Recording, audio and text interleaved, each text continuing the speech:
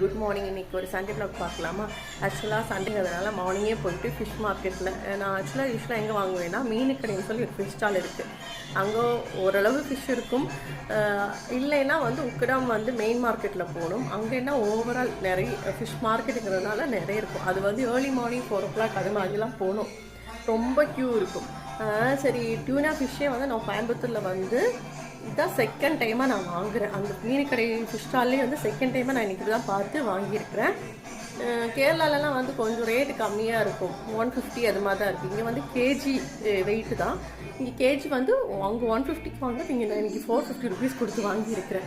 அதுதான் அந்த ஃபிஷ்ஷு.